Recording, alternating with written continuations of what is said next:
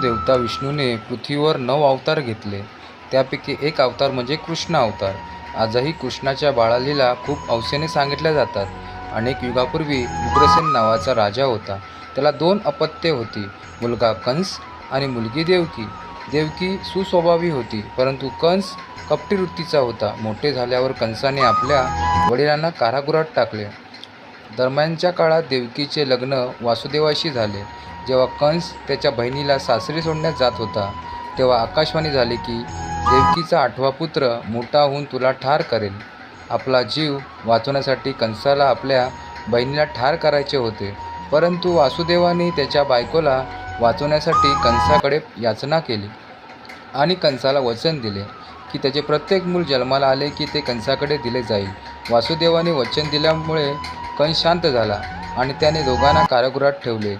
देवकी आणि वासुदेवाला कंसाने कारागृहात टाकले आणि त्यांच्या सेवकांना पहारा देण्याची आज्ञा केली. प्रत्येक वेळेला देवकीच्या बाळाला जन्म झाल्यानंतर कंस कारागृहात जाऊन देवकी व वासुदेवाची भेट घेत असे आणि बाळाला त्यांच्याकडून घेऊन भिंतीवर बाळाचे डोके आपटून बाळाला ठार करीत असे.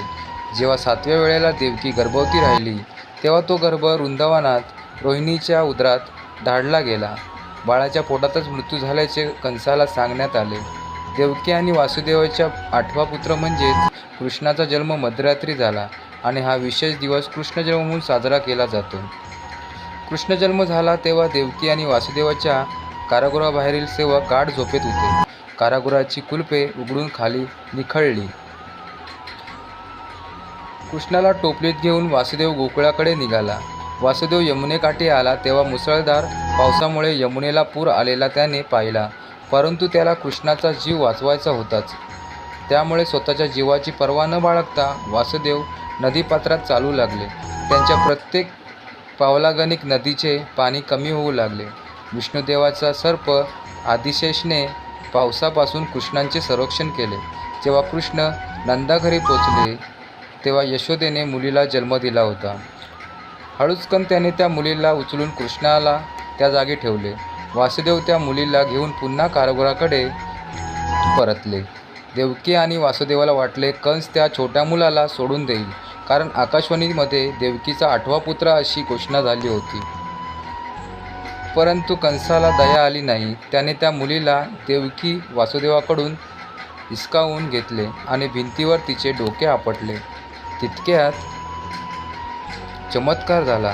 त्या मुलीच्या जागी देवी दुर्गा अवतरली आणि तिने कंसाला सांगितले की देवकीचा 8वा पुत्र जिवंत असून लवकरच तो तुझा वध करेल. कंसाला कृष्णाचा वध करायचा होता, त्यामुळे त्याने पुतना राक्षसीला पाचारण केले. त्याने पुतना राक्षसिनीला सुंदर तरुण स्त्रीच्या रूपात येण्यास सांगितले आणि 10 दिवसात जन्मलेल्या सगळ्या बाळांना मारण्यास सांगितले. लोकांच्या मनात भीती निर्माण करण्याची संधी बघून पुतना राक्षसीन लगेच तयार झाली. पुतनाने कृष्णाच्या गावात प्रवेश केला. यशोदेच्या झालेल्या पुत्राविषयी तिने सगळ्यांना बोलताना ऐकले आणि तिला लक्षात आले की हेच ते बाळ ज्याला आपणास नष्ट करायचे आहे. यशोदेने लक्ष दुसरीकडे वळवून तिने कृष्णाचे तोंड तिच्या विष लावलेल्या स्तनाग्रांना लावले. त्या विषामुळे कृष्णाला काही झाले नाही, पण पुतना राक्षसीचा तात्काळ मृत्यू झाला. कृष्णाला लोणी खाण्यास खूप आवडत असे. कृष्ण थोडा मोठा झाल्यावर तो आपल्या आणि शेजाऱ्यांच्या घरातून लोणी चोरत असे. यशोदा लोण्याचा घट वर छताला टांगून ठेवत असे, जेणेकरून कृष्ण तिथपर्यंत पोहोचू नये. हळूहळू इतर गोपीसुद्धा तसेच करू लागल्या. कृष्ण आणि त्यांचे मित्र सहज हार मानत नव्हते. त्यांनी यावर युक्ती शोधून काढली. पुढच्या वेळी त्यांनी लोण्यासाठी घरावर छापा टाकला. कृष्णाने आपल्या मित्रांना मानवी डोंगर बनवले. कृष्णाने स्वतःच्या माथ्यावर जाऊन लोण्याचे भांडे फोडले. यामुळे गोपिकांमध्ये राग आणि निरासक जास्त होती. यशोदा कृष्णाच्या विविध लीलांनी इतकी त्रस्त झाली होती की एक दिवशी तिने कृष्णाला उखळेला बांधून ठेवले. स्वतःची सुटका करून घेण्यासाठी कृष्ण अंगणातील झाडावर चढले. नंतर 2 झाडांच्या मध्ये असलेल्या जागेत रांगू लागले. मध्येच उखळ अडकली. याचा फायदा घेत कृष्णाने संपूर्ण जोर लावत दोर ओढला. झाडे उखडून खाली पडली आणि नालाकुवारा आणि मणिग्रीवा अवतरले. त्यांची शापातून मुक्तता झाली. एकदा कृष्ण आणि बलराम खेळत होते. या विष्णूच्या अवताराने तोंडात मुठभर माती घातली. जेव्हा कृष्णाच्या सवंगडीने त्याची आई यशोदेकडे तक्रार केली, तेव्हा यशोदा धावत कृष्णाजवळ पोचली आणि त्यास तोंड उघडण्यास सांगितले.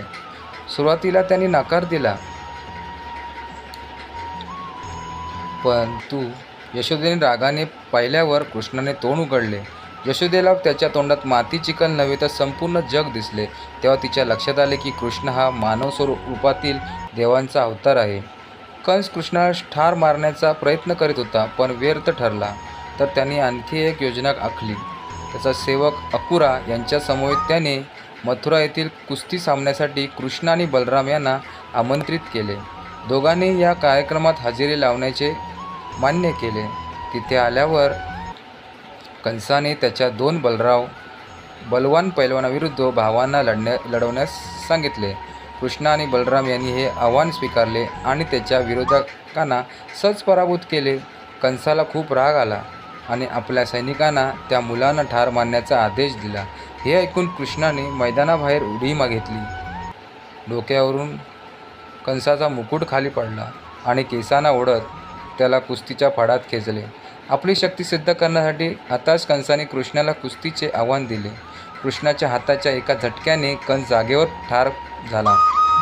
कृष्णदेवाने आपल्या जन्मदात्या म्हणजेच देवकी आणि वासुदेव यांना मुक्त केले आणि उग्रसेनाला पुन्हा सिंहासनावर बसवले. तुम्हाला जर का व्हिडिओ आवडला असेल तर लाईक अँड कमेंट्स करा. धन्यवाद.